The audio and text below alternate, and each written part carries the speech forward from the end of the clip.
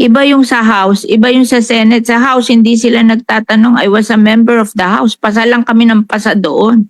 Pero sa Senate, iisa-isahin nila yan eh. Ano isasagot ko kung hindi nyo, sasabihin nyo sa akin, hindi nyo alam. Sino nakakaalam? Ako tatanungin eh. Hindi naman kayo eh. Hindi papasa sa Senate to na hindi ka sasagot sa kanila. Pagtatawanan ka pa, magmumukha kang tanga. Kaya wag nyo ako sasagutin na hindi nyo alam.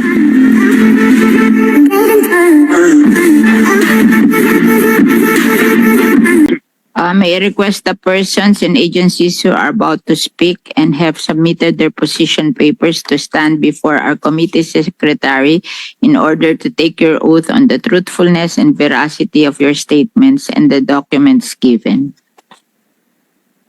Please stand up.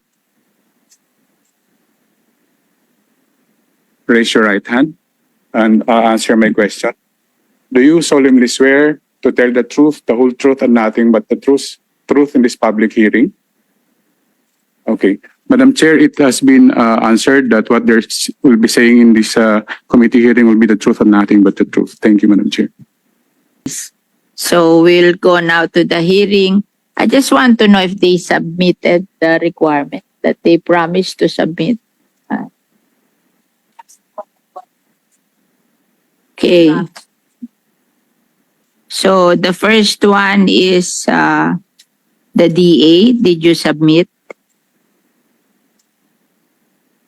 Good morning, Madam Chair. For DA po, what we were able to submit are the loans receivable for Kedancor, National Northern Foods Corporation, and Philippine Sugar Corporation. Kedancor, Kedancor, Northern Foods Corporation, and then Foods Corporation. Wala naman sa listahan yun eh. Ano ba yun? Ano yun? Ma'am, the last time po when we had the preliminary meeting, we were asked to, there were abolished corporations under the DA. Kedancor is not. The Northern Food Corporation, hindi alam kung ano to.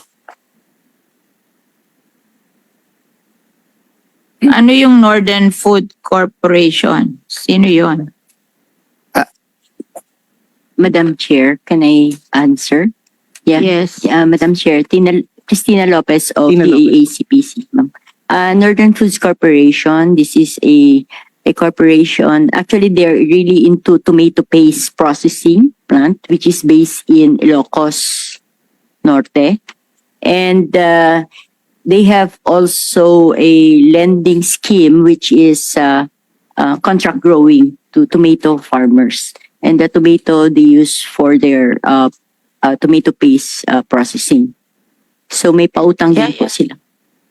Lending to Tomato farmers. tomato farmers. Wala na siya eh. Ano pa kaialam natin doon sa pautang niya? Actually kasi ma'am, yung mga funds na sinorse po nila sa Kedancor, yung pinautang nila sa mga farmers. So connected siya sa Kedancor. Yes po.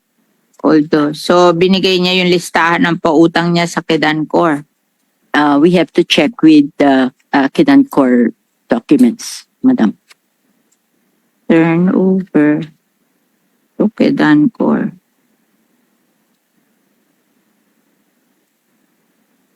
And then, what else did you submit?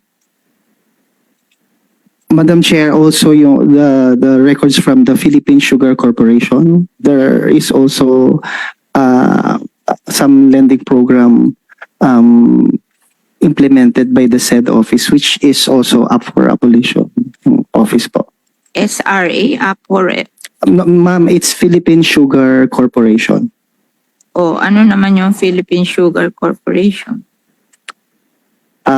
This agency po, ma'am, was also Agency ba yung Philippine it's Sugar Corporation? it's a GOCC. And then, They also have those are all, ma'am, which we were able to may submit. loan siya. Apo. Saan ang galing ang pera niya? Unfortunately, ma'am, I'm not that. Kanino niya itinurn over yung mga loan niya? Na-abolish na ba to Philippine Sugar Corporation? may complement pa rin po sila. They are Hindi sila abolish. they are undergoing abolition po under the Governance Commission for O, GOCCs. kanino niya ito-turn over yung loan niya? Saan ang galing yung loan niya? Unfortunately, ma'am, I don't have much of that Eh, information. nire-report mo tapos hindi mo alam. I just submitted po yung documents which I asked from the corporation. Kasi we have to understand these loans, hindi ba? Yes, So ma'am. you have to explain to us. O, kasi kung ikaw, taga-DA, hindi mo alam, di lalo na kami na hindi naman kami DA. Mm. Madam Chair. Yes. Are those mentioned kanina na Northern Food Corporation, Philippine Sugar, they are all under GOCC, tama? So, they have also programs or lending with cooperatives and farmers association or individual farmers? How the nature of the transactions there? Because, Madam Chair, if we are going to include also GOCCs here, might be land bank. Meron bang representative Land bank ang at GOCC? Meron? Nasaan? Ikaw ang representative. So, From can you the GCC, explain to Madam us this this Philippine Sugar Corporation and Northern Food Corporation because they are all GOCC ba? Yes, Madam Chair. Both the Northern Foods Corporation and the PhilScor have been already abolished. So PhilScor was ordered abolished way back in 2018 and the Sabi Northern niya, Foods Corporation in in the process of 2021. abolishment. Yes, it's in the process of liquidation, Madam Chair.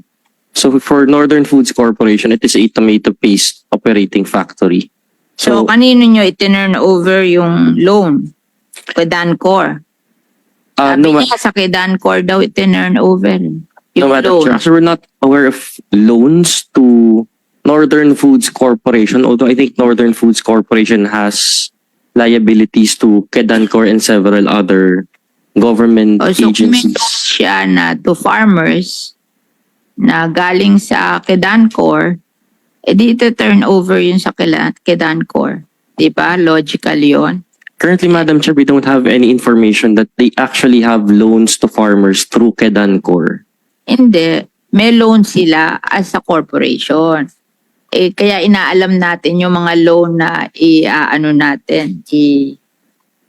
i-condone natin. So, inaalam natin kung sino ang may nagpa-loan sa mga farmers para makondone. Kaya ang nireport niya itong Northern Food Corporation and Philippine Sugar Corporation, both GOCC, may mga loans sa farmers. So, we want to know what happened to the loans kung kasama ba yun sa i-condone natin, di ba? Yes, Yeah. Madam Chair. Kaya we want to understand what we are going to condone. Kasi ako, haharap ako sa Senate.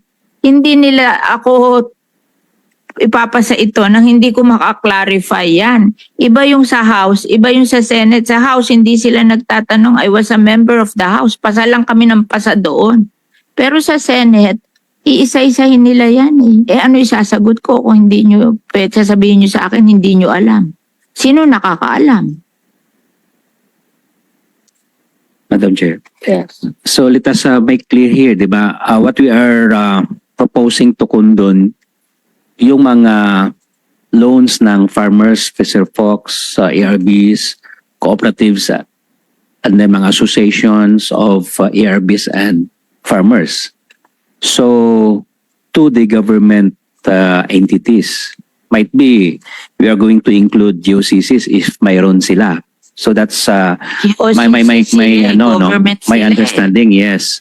But not probably siguro yung mga like nitong Northern Food Corporation na may utang siya sa sa agency din sa government agencies na yun din ang makukundon. That's I think Madam Chair another story, another thing. GOCC siya eh. Yeah, So, kung government GOCC, siya. yeah. Utang farmers sa government kasi GOCC siya. So, kailangan malaman natin kung ano utang ng farmers sa GOCC. Kahit ba nasara na yan, hindi naman sinabi dito na yung mga nasara hindi i-condone eh. Titingnan natin what happened to the loans and then what will we do with the loans.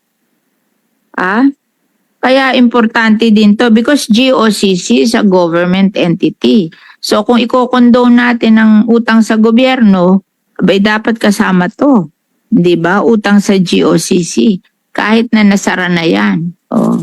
Kaya siguro nasara yan, walang nagbayad sa utang. So, kaya kailangan malaman natin ano yung mga utang na yon para ma-condone, masama sa listahan na i-condone, 'di ba? Kung i-condone. Okay. So tatanungin sa akin yan eh. Ang problema ko, ako tatanungin eh. Hindi naman kayo eh. Oo.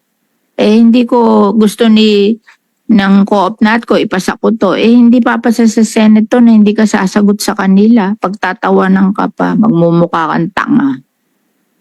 Kaya wag niyo ako sasagutin na hindi niyo alam. I-research niyo what happened. Ano yung mga loan na yun para ilagay natin sa listahan. Hindi ko mo nakasara na yung GOCC, hindi na natin aaralan. Kasi kung ganun ang gusto nyo mangyari, di wag tayo mag-condone. Diba? Pinipili tayo mag-condone tapos walang listahan ng loan na i-condone. Tatanungin ako nila Pag-submit. Mag-submit kayo. Hindi pwede yung sasabihin nyo na hindi nyo alam. Yes. Based po dun sa sinabmit po namin, it is the tomato crop production financing of the Northern Foods Corporation, spanning 1986 to 2015. And as of May 31, 2024, the total loan balance in pesos is 12 million. 1986 to 2015, 2015. And Madam then Chair. ang balance is as of 2025 is how much? 12,047,000 for 12 million. Approximately 12 million. Yes, ma'am. Okay. And then we have here po yung listing ng mga Okay. Bigay mo yan. farmers. Opo. Ngayon, yung Philippine Sugar Corporation, GOCC din, nasara ng 2018. May loan ba yon? Yung kanila pong loans receivables are just 1, 2, 3, 4, 5. More on mga ano po sila mga corporations and farm workers. Magkano yon? Based po dito sa loans receivables as of December 31, 2024, the total is 432 million. But there are 3 which are Di ang laki-laki, 400. 32 million. But Madam Chair, the 175 million of which is subject of a litigation. So in terms of the remaining past due, it's about 188 million for past due for collection.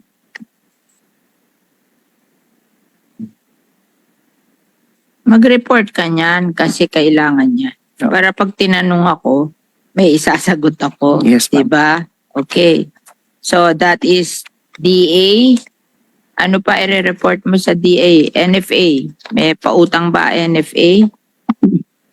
Yes, Madam Chair.